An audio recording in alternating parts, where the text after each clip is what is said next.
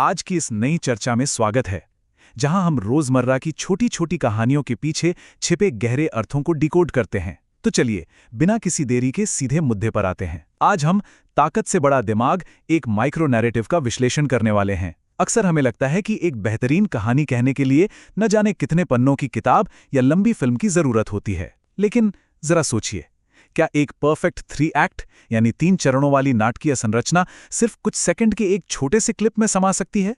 बिल्कुल समा सकती है। आज हम एक बहुत ही छोटे से नैरेटिव का गहराई से विश्लेषण करेंगे और देखेंगे कि कैसे ये ताकत से बड़े दिमाग के उस सदियों पुराने सिद्धांत को एकदम सटीक और मजेदार तरीके से हमारे सामने रखता है। अब किसी भी कहानी की शुरुआत अक्सर एक ऐसे पल से होती है जो सब कुछ पलट कर रख देता है। इसे इंसाइटिंग इंसिडेंट कहते हैं। यहीं से हमारा पहला एक्ट शुरू होता है।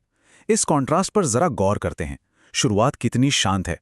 मम्मी, ये जाकर है? एकदम मासूम सा सवाल, लेकिन बस 1 सेकंड बाद ही सब कुछ बदल जाता है।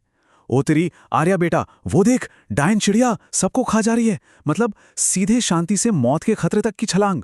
ये कोई मामूली बात नहीं है। ये संवाद तुरंत उस शांत माहौल को एक भयानक संकट में बदल देता है। एकदम पलक झपकते ही हम आराम की स्थिति से सीधे एक थ्रिलर के बीचों बीच आ जाते हैं। ये एक परफेक्ट सेटअप है जो हमें बिना वक्त बर्बाद किए खतरे का एहसास कराता है।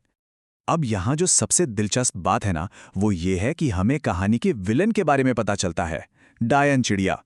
और ये हम सब जानते हैं कि किसी भी हीरो की असली परीक्षा उसके दुश्मन की ताकत से ही होती है। यहाँ ये कोई आम खतरा नहीं है, बल्कि एक बेहद शक्तिशाली और अलौकिक पक्षी है जो सबको खा रही है। लेखकों ने दरअसल बहुत ही चतुराई से इसे एक ऐसी अजेय शक्ति बना दिया है जिसे रोका ही नहीं जा सकता। इससे कोई मोलभाम नहीं हो सकता, इसे कोई दया नहीं आती।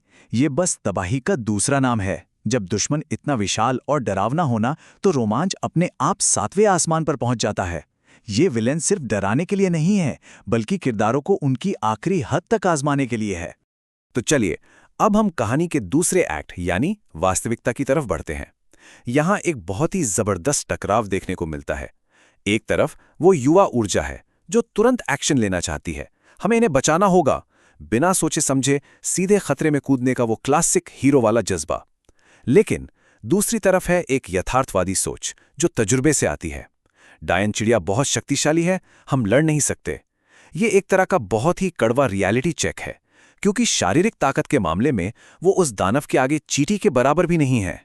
ये वो पल है जहां लगता है कि बस अब कोई रास्ता नहीं बचा। ये स्पष्ट मूल्यांकन शारीरिक लड़ाई के किसी भी विकल्प को पूरी तरह से सिरे से खारिज कर देता है। और ठीक इसी बिंदु पर आकर कहानी एक ठहराव लेती है। हमारे सामने ये बहुत बड़ा सवाल खड़ा हो जाता है, एक अजेय दुश्मन को कैसे हराया जाए? सच में, जब सामने वाला हर मायने में बड़ा, ताकतवर और अजेय हो, तो क्या करना चाहिए? क्या हार मान लेनी चाहिए, या फिर कोई ऐसा रास्ता खोजना चाहिए जिसके बारे में किसी ने सोचा तक ना हो? ये सवाल कहानी के तनाव को एकदम चरम पर ले जाता है। और असल में ये सिर्फ उन किरदारों की बात नहीं है, ये हम सभी के लिए सोचने वाली बात है, क्योंकि जीवन में कई बार ऐसी ही अजेय मुसीबतें सामने आ खड़ी होती हैं। ये वो पल है जहां मसल पावर यानी शारीरिक ताकत ने तो जवाब दे दिया है, और अब कुछ बिल्कुल ही अलग सोचने की जरूरत है। और यही वो जगह है जहां असली जादू होता है, हमारा तीसरा एक्ट यानी क्लाइमैक्स। इस शानदार वाक्य को देखिए। जब कहा जाता है कि हम लड़ नहीं सकते, तो हार मानने के बजाय एक बहुत ही कमाल का जवाब आता है, मम्मी, लड़ना थोड़ी है, बस दिमाग लगाना है।